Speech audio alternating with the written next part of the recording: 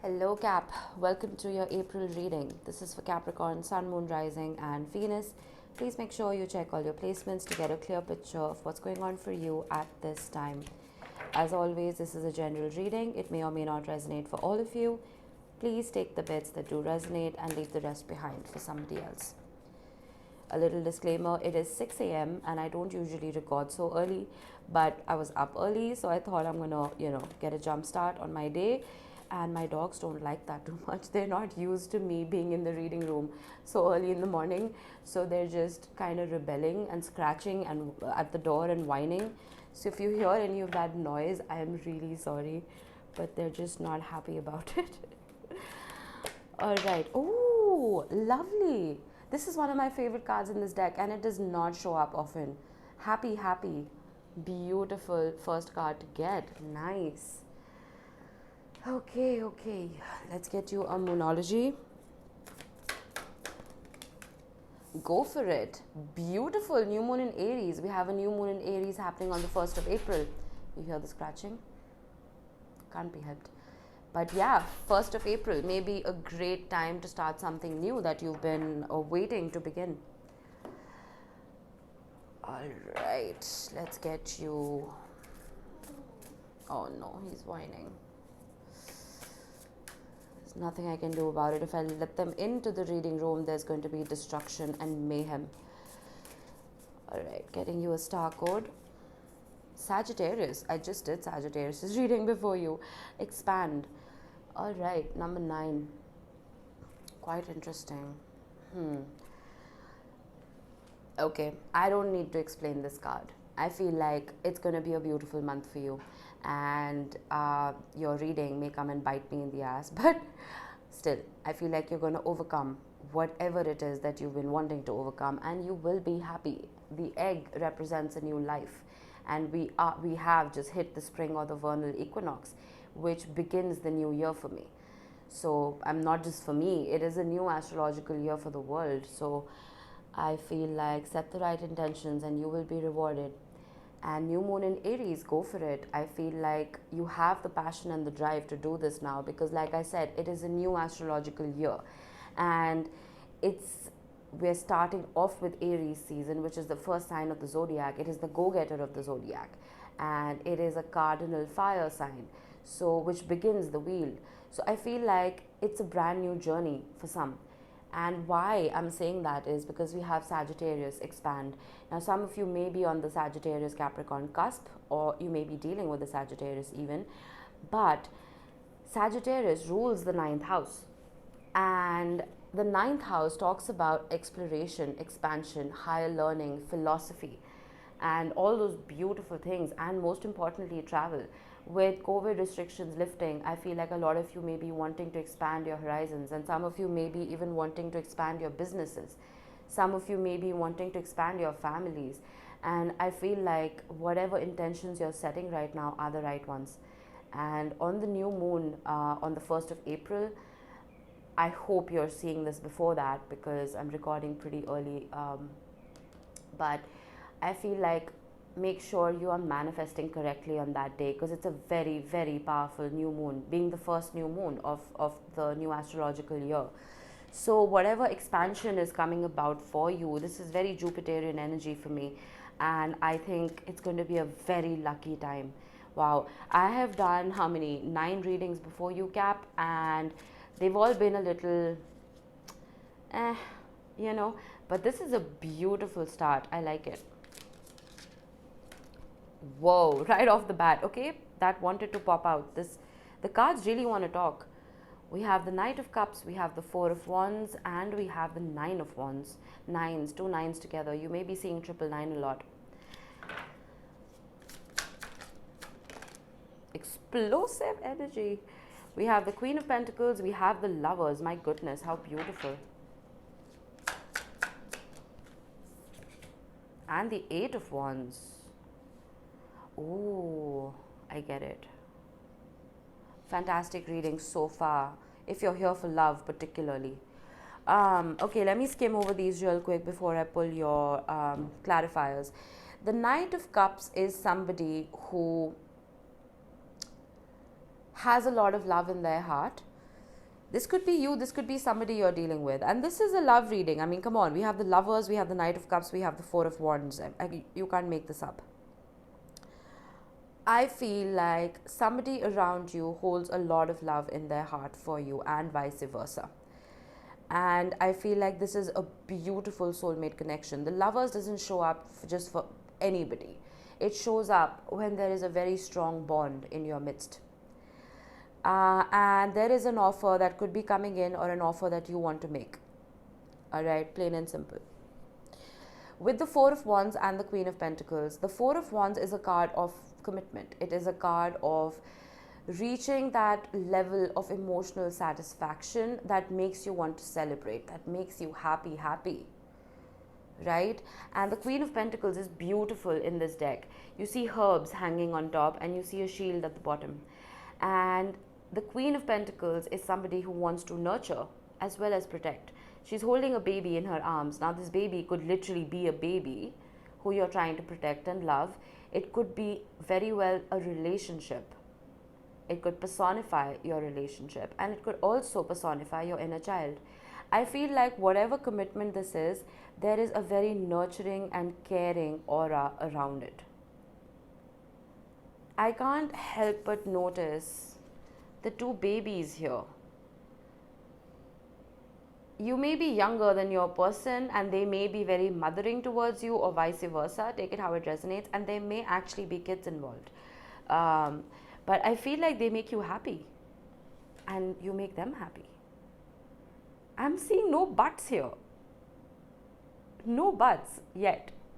But, okay, yeah, there is a but. We have the Nine of Wands. But it's a good but. It talks about resilience. It talks about knowing that you faced a couple of battles, and you faced a couple of confrontations and arguments and ups and downs, but you're still standing strong. The Nine of Wands is the card of the wounded warrior, that no matter what you are put through, you stand strong for your relationship or for your family or whatever. And with the Eight of Wands, there is travel here, and that's beautiful to me, because you may be traveling to see this person or vice versa. And I feel like there's a lot of communication that could be coming in. Mercury has been in Pisces, and it will be entering Aries in a couple of days, and it will be in Aries most of April. So go for it. I feel like if this is something that has been holding you back, as in you're not being able to express how you feel, or there's some kind of obstacle or speed bump here, I feel like that's all going to be lifted for you, because Jupiterian energy showing up here and Mercurial energy showing up here, I think that's an excellent sign. So if you're expecting communication or wanting to communicate, I feel like you can now. Four of Cups. What is interesting here is that I can see this two ways. Either, I want another card here, either you're making this offer or someone is making it to you, but it's not being looked at. And with the Temperance card, it's almost like there is a sense of complacency that it's not the right time. Interesting. A connection as powerful as this. Let me get a crossing card. The Magician. Let's get one more. The Chariot. Cancer energy. I feel like you have been, okay, if this is something that you want to do, because we have go for it, right? I could easily say that this is something that could be coming in towards you. And if it is, I feel like you may not look at it, because you may have a checklist. With the Magician card, you may be like, okay, this is how I want this to happen. And let's say you want a present and you want it wrapped up in a pink bow, but it comes with a blue bow, and you're like, no, I don't want it, I want a pink bow. It's the same present. You know what I mean? And I feel like you're just disregarding it. And on the flip side, I feel like if this is an offer that you are making, if you have the courage and the drive to make this offer, it may be disregarded, because this person is most likely distracted. They are distracted with a couple of things. They may be distracted with work. They may be distracted with their own inner healing with the Temperance card. And again, I'm getting travel. Either they're traveling and they're busy with travel. I don't know what this is, to be very honest with you, but there is movement. The Chariot wants this to work. The Magician wants this to work.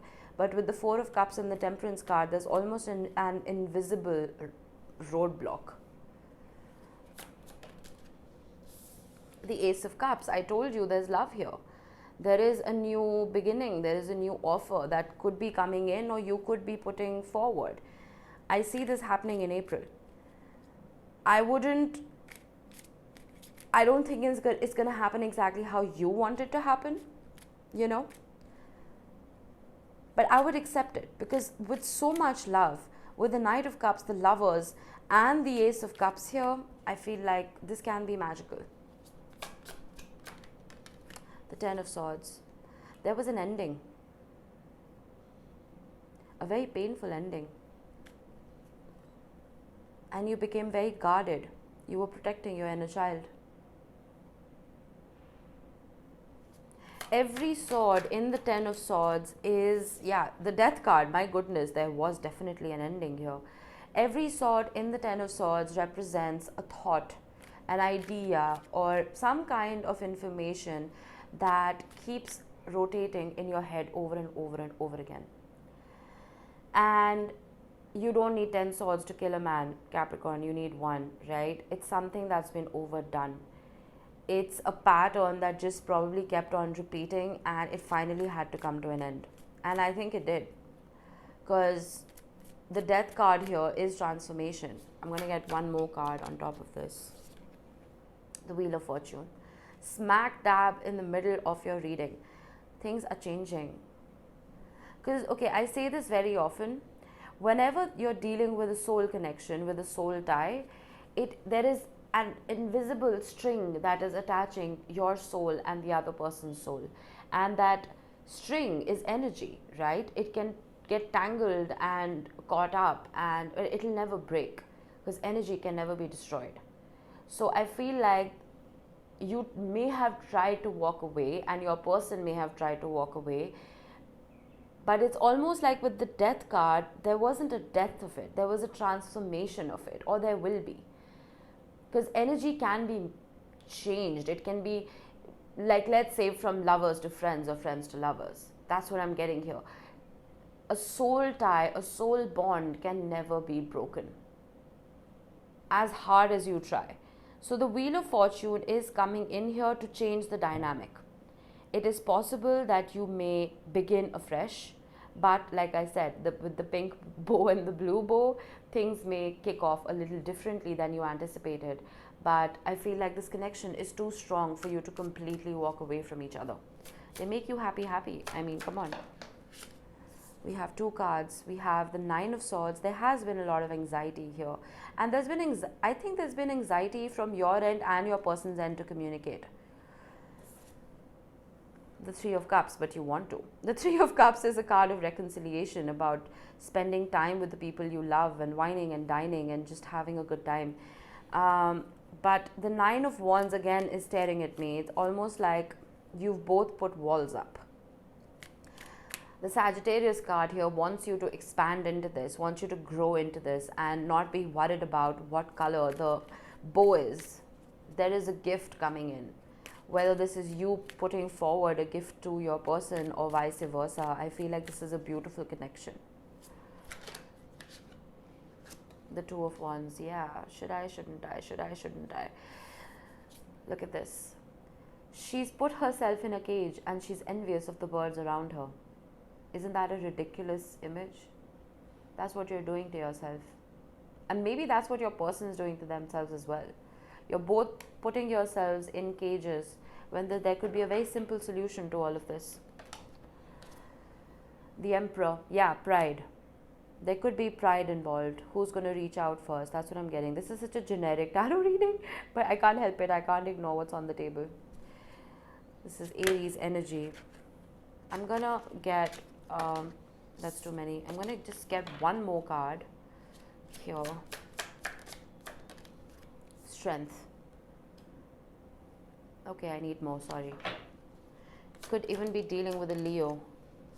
Page of Cups. There is an apology that is due here, either to you or from somebody, either to you or from you to somebody.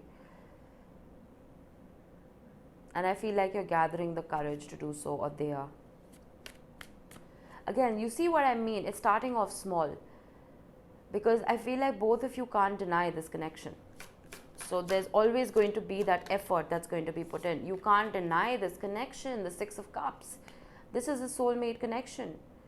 This is somebody, if you believe in past lives, this could also be somebody you've known before, which is why you are not being able to shake them. And we have Ace of Wands, bottom of the deck. You have two aces, Ace of Cups and the Ace of Wands, and the Hierophant below that, my goodness. Higher commitment and a new passionate beginning. Cap, I'm strongly feeling that this is something that you need to do. I'm strongly feeling the urge to tell you to swallow your pride and go for it. They make you happy and you make them happy. Expand. Expand your horizons, change your perspective, change your philosophy of this relationship. I feel like what happens is when we get so involved in the highs and lows of our relationships, it's like an obstacle, it's like a rock, and we're right in front of it and we're not being able to see the way around that rock. When we take a step back, we'll see the two directions that we can go in, so I feel like you're right up here and you're not being able to move. I'm getting Hanged Man energy here, and I feel like you guys need to shift your perspectives. At the end of the day, as human beings, what do we want? We want to be happy, right? Everything that we do in life is because we want to be happy. So if something is making you happy, it makes you happy, go for it. And I'm also getting this urge to tell you that when you are manifesting something, especially on the 1st of April or any new moon for that matter, try not to have an extensive list that you will rant off to the universe. I like to cap it off at, I just want to be happy. I literally say that, and that's the intention I put into my coffee every morning. So when I'm stirring my coffee in the morning, I put that intention of happiness so that I'm sipping happiness through the day. And I feel like that is something you need to do. You need to cap off all of those nitty-gritty details and umbrella it under happiness. You know what I mean? I hope I explained that correctly. But to close off the reading, let me get you a couple of tea leaves. We have pineapple reconciliation. I think this came up for you last time also, right? I think. Yep, there is a reconciliation in the works. You have a very strong soul tie with someone, Cap. Angel, spiritual guidance, protection from harm. You could be somebody's angel or someone could be yours. And I feel like even otherwise, you are spiritually guided. You are divinely protected from your ancestors, from your spirit guides, from the universe. And I feel like it's almost like you can do no harm. You can do like, how should I put this correctly? Just move forward with good intentions, and I feel like you will be guided on the right path. Okay. Wishbone, a wish is granted. How lovely. Wishing upon a star. Wheel, indecisiveness, allowing your life to ramble aimlessly. What did I say? Make sure you have the right intentions so that you're guided to the right path. And I feel like the Wheel of Fortune and the wheel right here, what happens when we are in a loop, when we're going round and round in circles, and I mentioned that with the 10 of Swords and the Wheel of Fortune, the universe almost wants to come in and push the brakes for you and almost change the direction of the car you're in because you're not doing it yourself. So the wheel is orchestrated by a higher power. And I feel like all this indecisiveness and rambling aimlessly, all of that is going to come to an end. You will finally have a direction in mind so you can go for it. There'll be a clear-cut path for you. Moon, changes in your life. getting a lot of Cancer Pisces energy here with the Moon card. I feel like there may have been secrets, there may have been things that were hidden, whether from you or you were hiding them. And I feel like once those things are revealed and once that conversation is had, things will change. There will be a shift. We have Turkey. Someone is behaving stupidly. Well, my goodness, whether this is you or it is your person, I'm not certain. But it's a funny card to me. It's nothing to be completely like ashamed of or worried about.